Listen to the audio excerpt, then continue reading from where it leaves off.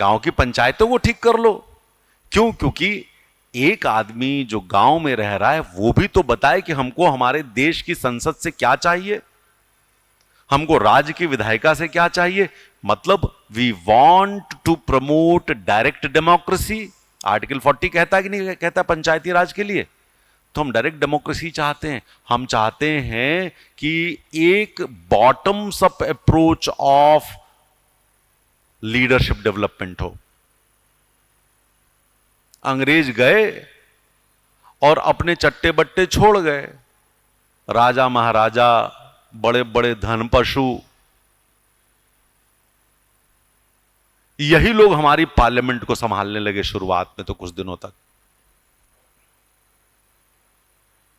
गांव का आदमी कहां पहुंचा?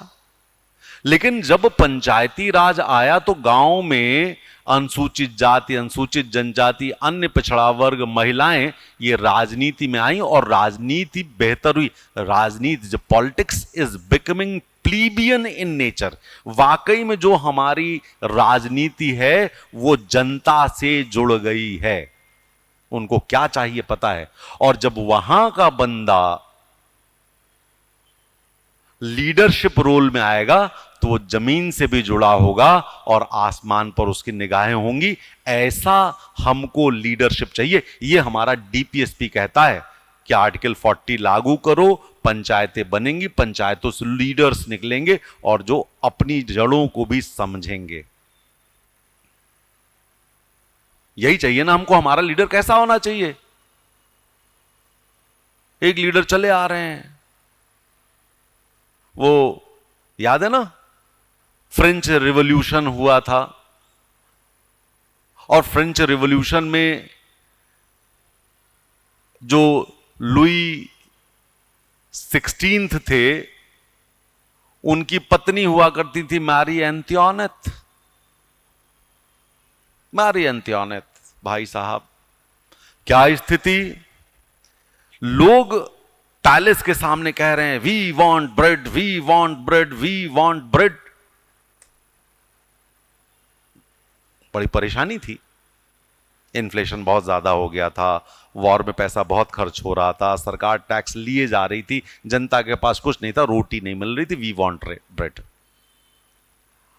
और Marie Antoinette was asking Louis, her husband, Louis, what are they asking for? Louis said they are asking for bread. तो लुई क्या कहती है? मैरी एंटोनेट क्या कहती है? Do you remember? Marie Antoinette का, Louis, very foolish people, if they do not have bread, why don't they eat cake? कहां लाए इसको यार। लेकिन क्या था कि जो मैरी एंटोनेट थी वो बहुत सुंदर थी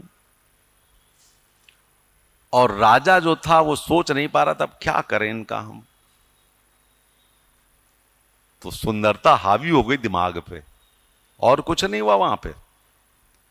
तो ऐसे मूर्खों की सेना यदि हमारी राजनीति में रहेगी तो कैसे काम चलेगा, जिनको जनता के बारे में पता ही नहीं। मैं अभी थोड़ी देर से पहले बता रहा हूं ना कि बूढ़े लोगों के लिए रस्सी लगाई जाती थी घरों में कि वो उठ करके खड़े हो पाए।